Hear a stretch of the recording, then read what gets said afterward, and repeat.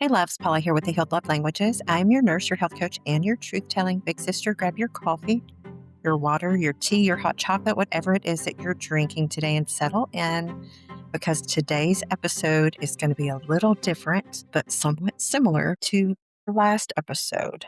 If every man is the problem, the father wound no one wants to talk about. If you've been around this podcast long enough, you know we're not here to shame people. We are here to heal in love.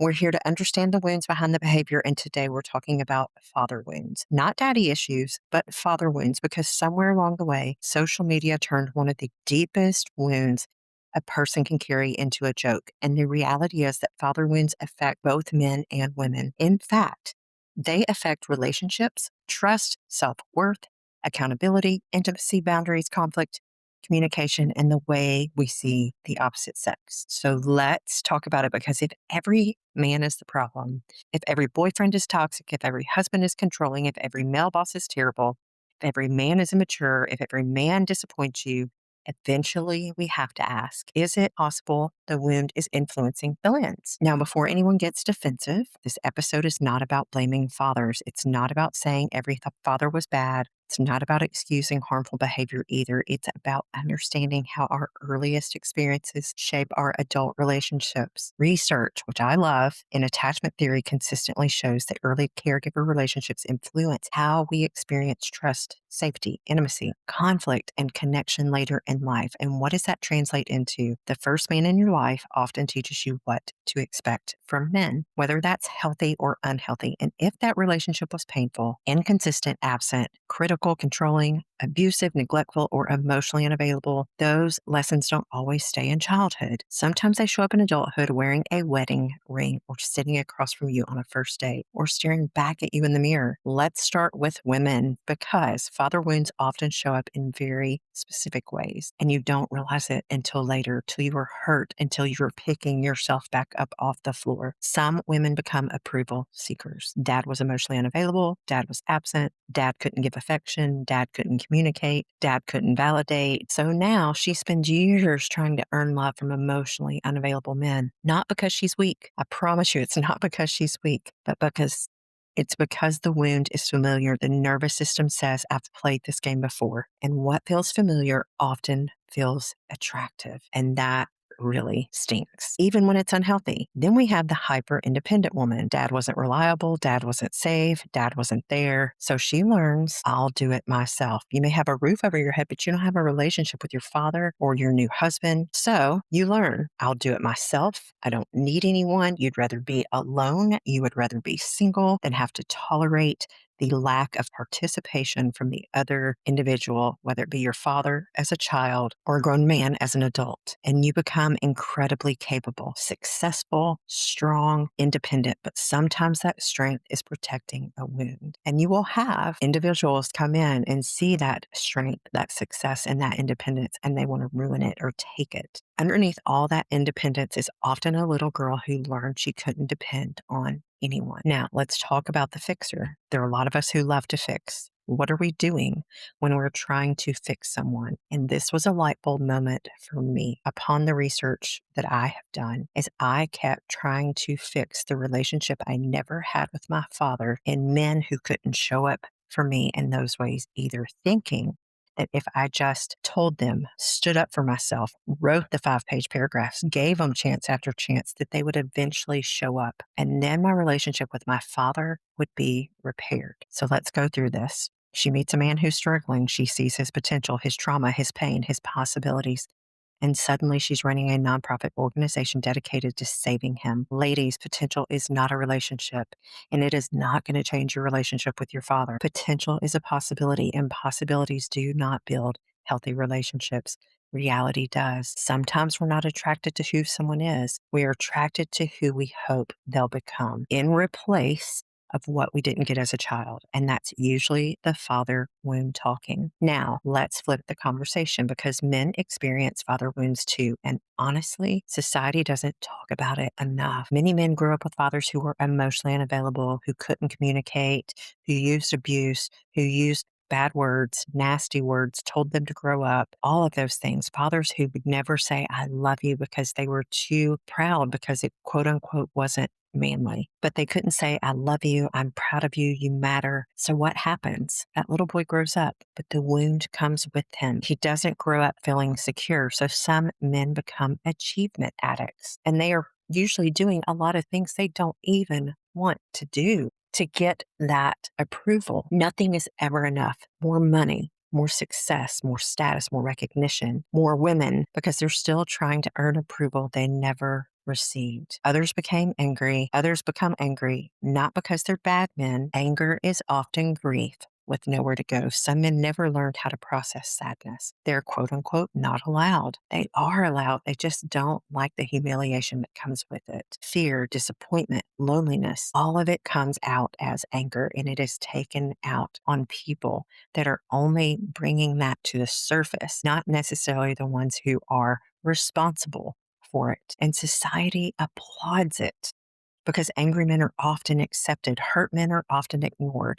You're a wuss. If you're an angry man, you're strong. No, that is not how it should be. Then there's the validation seeker, the man who needs constant attention, constant admiration, constant reassurance, maybe from work, maybe from social media, maybe from relationships, maybe from multiple women. Because underneath the behavior is often a little boy still asking, am I enough? Is this ever enough? And that's where father wounds can become relationship wounds. And let's talk about accountability, because this might be one of the most overlooked signs of a father wound. Some people grew up with fathers who never took responsibility. Everything was someone else's fault. It was always their way or the highway. But the other people that they would blame, just examples, would be the boss, the ex-wife, the government, the kids, the neighbors, everybody except the person in the mirror. And children learn what they live. So they grow up believing accountability is optional, that excuses are enough, that intentions matter more than impact, that being confronted is unfair. Then they become adults who struggle in relationships because every difficult conversation feels like an attack. But let's look at the other side. Some people grew up with fathers who used accountability as a weapon. Every mistake was criticized, every weakness was exposed, every failure became humiliation. There was no room for grace, no room for learning, no room for being human. So now accountability doesn't feel like growth. It feels like shame. It feels like rejection. It feels like being 6 years old again, standing in front of someone who made them feel small. And that's why some people become defensive, not because they're bad people, because accountability activates an old wound, and now they are old enough to protect themselves. The same happens in women. If you ever see those phrases where you say, the 6-year-old girl would really appreciate the woman you've become who would protect her now. That's where we feel like we can stand up for ourselves now as adults. That's an important distinction. Healthy accountability says, I made a mistake. It does not define me.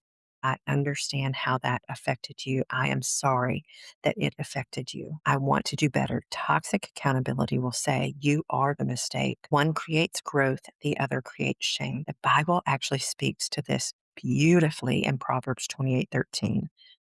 Says, whoever conceals their sins does not prosper, but the one who confesses and renounces them finds mercy. Notice what that scripture teaches: not hiding, not blaming, not deflecting, but owning it, confessing it, repairing it, surrendering it, because healing always begins where honesty begins. Another powerful verse is Psalm 68:5. Father to the fatherless, a defender of widows, is God in his holy dwelling. Think about that. One of the ways God introduces himself as a father, not because earthly fathers are perfect, not because he knows how deeply father wounds impact us. And throughout scripture, we see stories of absent fathers, broken fathers, blessing from fathers, pain from fathers, restoration from fathers, because the impact has always been significant. If you know me, when we have these serious discussions or podcast conversations, and I'm a very deep individual. I love the whys about everything.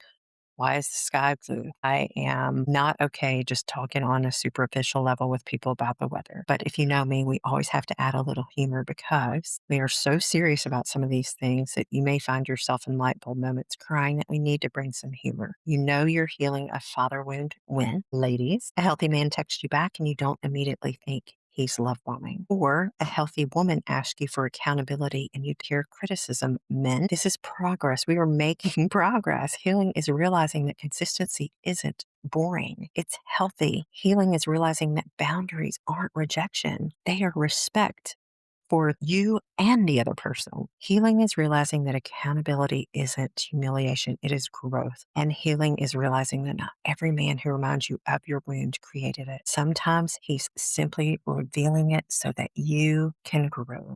One of the biggest mistakes people make is trying to solve childhood wounds through adult relationships before they heal. Trying to get a boyfriend to heal what dad broke, trying to get a husband to provide what a father couldn't, or trying to get success to create worth, trying to get validation to create identity. And it never works. You will always be empty. Healing doesn't happen through replacement, it happens through awareness, through truth, through accountability, through choosing something different. So if today's episode hit a nerve, don't panic. You know, I love hitting those nerves because it means growth. It means better for you and for those people that you are involved with, whether it be love, friendships, whatever it is awareness, and awareness is where healing begins. Your father may have shaped your story. He does not have to write the ending. And some of you may never get the apologies that you deserve. I won't say just apology because I am sure there are many that you are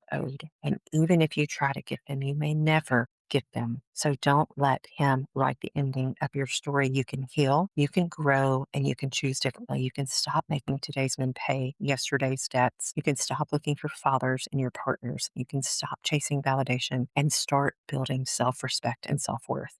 Because what feels familiar isn't always healthy. Sometimes it's just a wound asking for another turn.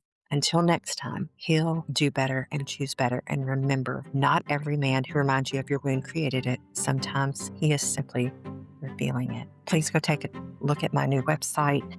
There are great resources for you to continue your healing journey. If you want to schedule some coaching one-on-one with me, you're more than welcome to do that on the website. It is paulalowebsn.com, PAULALOWEBSN.com. You can also find both of my books there, Scarred Not Broken and The Healed Love Languages, to purchase on there. There are plenty of blogs to read on there as well. I keep it updated, and anything else that you can find for your healing journey from childhood wounds and possible trauma. Thanks, loves. I am so happy to be a part of your healing journey. Bye.